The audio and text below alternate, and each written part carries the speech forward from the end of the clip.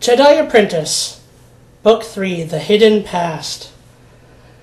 Another book shorter than I would have liked, though its story is not resolved until Book 4, so I guess it's okay. But I'm starting to miss the depth that Book 1, The Rising Force, had. This story is Obi-Wan Kenobi's first recognized mission as Qui-Gon Jinn's Padawan learner. And the only other character that we follow again from the second book is the Findian Guerra, who shows up as he is reunited with his brother Paxi on Phindar. The Jedi crash land, which seems to happen to Jedi quite a lot. They clearly go through some pilot training as youngsters. You'd think they pilot their own transports themselves a bit more. Well, they pilot their own starfighters later during the Clone Wars era, but you know, even here, you'd think. Anyway, on Phindar, they see in the capital city that many of the inhabitants have this lost expression in their faces. And there's something very wrong, as there are shops and stalls technically open, or at least set up, but almost nothing to buy. Then, when a single shop displays that it has bread to sell, near everyone is lining up. This is similar to what happens when countries fall to communism. Among other things, it's exactly one of the things that happens when countries fall to communism. When the government controls everything, it also includes every aspect of the distribution of goods and services. And we know how good governments are at managing that. Added to that, they will force the population into dependence, so that it is near impossible for people to break away or even speak out. This is very real. In this story, on this world, there's something else going on as well. Their mission was originally to oversee the smooth transition of a government on the planet Gala, from a monarchy to a voting system, because that always transfers so well. Yeah, 1,000 times easier said than done.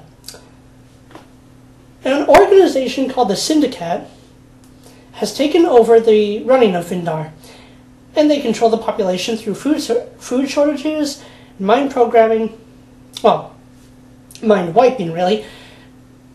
So they somehow have managed to modify the technology used to memory wipe droids into one that memory wipes living beings. I don't know if this, even in universe, if this would actually be possible, or how successful it would be on living creatures, because living creatures, living nervous systems, while in some ways comparable to the electronics in machines, really isn't the same thing. For the purposes of the story, though, it's how the Syndicate on Phindar deals with anyone who they see as even a potential problem.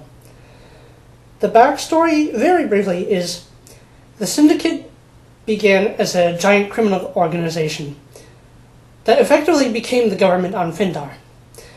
We're never told what happened to the original government. Maybe they were the real criminals all along, and we're in bed with the Syndicate behind the scenes. That's certainly not unimaginable. And what we learn from Paxi and Guerra, as well as their friend Cady, is that they hoard vast wealth and supplies for themselves while withholding it from the people while they create false food shortages that nevertheless mean the people can't get food, so the result is the same. This is something you'll see when communist governments rise, not capitalist. The famines that the Syndicate and its leaders have created now for some time have made black markets necessary for the Findians to be able to get anything, which would mean that they are the government now. You see, criminal organizations wouldn't want to crack down on black markets because the black market is their source of wealth. The reason the black markets are able to charge people absurdly high prices is because that's the people's only source of supplies when governments take over or huge door-stopper-length books of laws are created to crack down on whatever they're selling, which usually doesn't work. So when governments grow large enough, control all distributions, again, this is a communist thing, okay? I'm sorry to be turning this into a political and economic commentary, but this really needs to be understood. The author did not understand this very well, or did a really poor job of creating the story for how this happened. And I do call these book talks, not just book reviews. You don't get to say no to gangsters when they run things, or when you get involved with them. You don't get to say no to big government. You do get to say no in free market economies.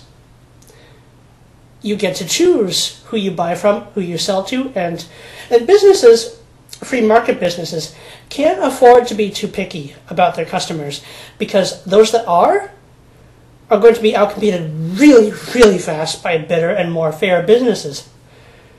It's just basic logic. Yet somehow schools can't even seem to be able to go into that surface level amount of detail, which was not encouraging me when I was there in school. And, well, you now get the real world collapsing because too few people know how to put these pieces together and teach this. To wrap up, the leader of what is now the planet's rulers is in league with another planetary leader to help him gain power and help themselves stay in power. Okay, well, we know that does happen. And in an effort to try and expose the lies of what's going on, Obi-Wan Kenobi is captured. I'm actually going to end here because what happens for the rest of the book is going to more unfold and resolve in the sequel, and I'll have a lot more to say when I finish revisiting the series as it plays out.